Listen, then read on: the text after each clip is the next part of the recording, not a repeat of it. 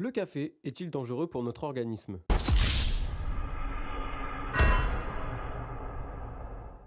On parle ici quand même de la deuxième boisson la plus consommée au monde après le thé. De nombreuses personnes boivent du café régulièrement sans réellement en connaître les effets. Il existe une multitude de marques qui vendent ce produit dans de nombreux formats, que ce soit soluble, en dosette ou même en capsule. Effectivement, ces marques ont su utiliser des personnes influentes afin de donner une image prestigieuse au café. Espresso, what else? Et il faut bien se l'avouer, ça fonctionne. Près de 2,6 milliards de tasses sont bues par jour, ce qui représente pour les curieux environ 950 milliards de tasses par an. Malgré cela, on peut entendre de plus en plus des phrases du style « le café c'est mauvais pour le cœur » ou « le café c'est mauvais pour l'estomac ». En dépit de ces bruits de couloir, on voit toujours les professeurs en salle des profs boire 4 cafés pendant la récré, ou le boss de l'entreprise vider 2 fois sa cafetière dans la journée. Mais alors, c'est quoi le but de boire du café ?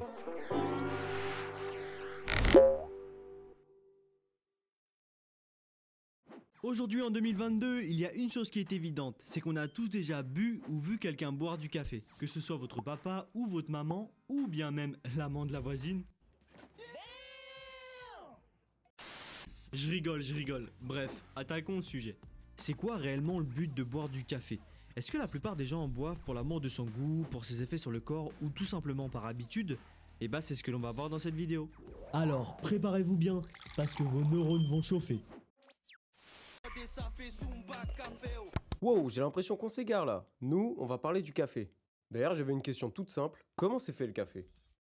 Pour faire simple, déjà le café se crée à base de graines de café. Ces petites graines, on peut en retrouver de différentes sortes. Elles possèdent des composants naturels tels que des protéines, de la caféine, des graisses et des sels minéraux. Ce qu'il est important de savoir, c'est que ces graines ne sont pas consommables après leur récolte. Et là, logiquement, vous vous demandez mais comment faire pour qu'elles soient consommables ? En fait, c'est tout simple. Elles doivent suivre un processus appelé la torréfaction. La torréfaction, en gros, c'est une opération qui se déroule dans un grilloir circulaire ou cylindrique, une sorte de grande cuve appelée torréfacteur ou brûleur. Grâce à ce processus, les graines de café vont être chauffées à plus de 200 degrés. Sous l'effet de cette grande chaleur, certains composants de ces graines vont disparaître pendant que d'autres vont se combiner. Et à la fin de tout ça, on obtient des graines de café consommables qu'il ne reste plus qu'à mouler. Waouh! Alors attends, je vais résumer. D'abord, on va brûler le café et ensuite on va le boire. Mais ça va pas donner un goût un peu bizarre de faire ça ? Ça, c'est un très bon point. La plupart des gens boivent des boissons parce qu'ils en aiment le goût. Et bah dans le cas du café, ce n'est pas réellement pour ça. Pour parler du goût du café, il est important d'avoir compris le processus de torréfaction, car c'est ce processus qui va lui donner une grande partie de son goût. Hey, gringo! Viens goûter mon café, gringo! C'est vrai qu'il a du rhum.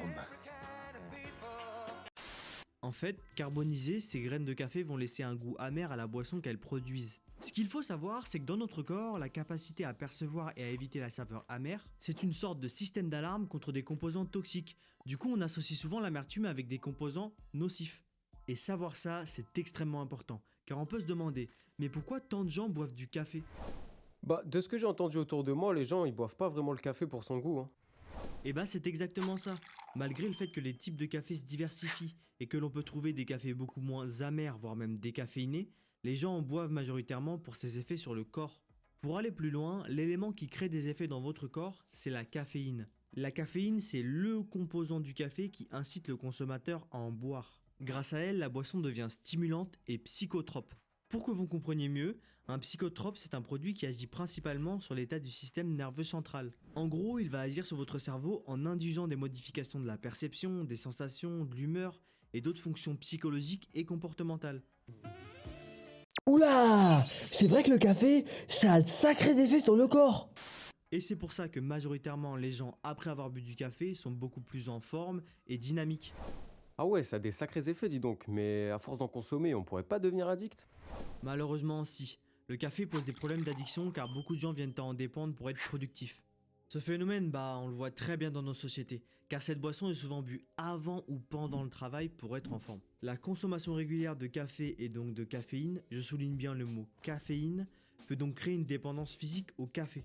Lorsqu'on s'arrête brusquement de consommer des produits caféinés, on risque d'éprouver de l'irritabilité, de la fatigue et de gros mal de tête. Wow, j'ai arrêté le café, ça me fait vraiment mal à la tête. Je commence à avoir des hallucinations là. Bonjour à tous et à toutes, je suis Sylvain Pierre Durif, le grand monarque, le Attends, de ce que tu me dis là, ça a l'air super dangereux ton truc. Pourquoi y a pas eu de réglementation comme sur le tabac par exemple? Là, il ne faut pas aggraver les choses. Beaucoup de boissons peuvent être plus dangereuses, mais il ne faut pas abuser du café. Chaque personne est plus ou moins tolérante à la caféine et donc à un seuil de consommation prédéfini. Les personnes en surconsommation de caféine le ressentent tout de suite, avec l'arrivée de problèmes corporels tels que de l'anxiété, des tremblements, des palpitations, et j'en passe. Pour vous donner un exemple, en se référant à un calculateur de caféine sur internet, si une personne normale de 70 kg prend des cafés de 110 mg de caféine, il ne devra pas en boire plus de 1,7 par jour avant d'être en surconsommation. En cas de légère surconsommation, cette personne pourra avoir les effets que j'ai cités tout à l'heure, mais en cas de forte surconsommation, elle pourra se retrouver à l'hôpital. Alors tu me dis que c'est pas vraiment dangereux, mais là ça peut envoyer à l'hôpital, ça devient sérieux là quand même.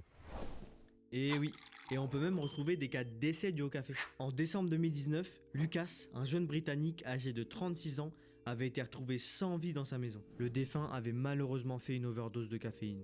Grâce à l'autopsie, ils ont appris qu'il avait 282 mg de caféine par litre de sang, soit plus du triple de la dose maximale qu'il aurait dû avoir. Si nous voulons quantifier les choses et avoir exactement le nombre de tasses qu'il a bu, sachant qu'un corps humain est constitué d'environ 5 litres de sang, Lucas aurait bu 38 tasses de café de 40 mg pour avoir 282 mg de caféine par litre de sang dans le corps, ce qui est énorme.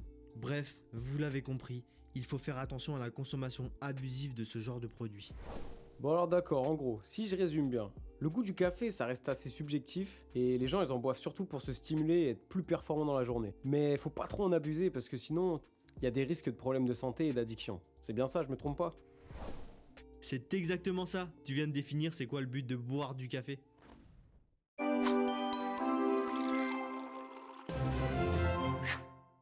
Merci à vous d'avoir suivi ce C'est quoi le but. Vous pouvez nous retrouver un mercredi sur deux pour une nouvelle vidéo, alors n'hésitez pas à vous abonner. On est aussi sur Instagram @GKStudioOfficiel, c'est écrit sur l'écran, alors à très vite, bisous.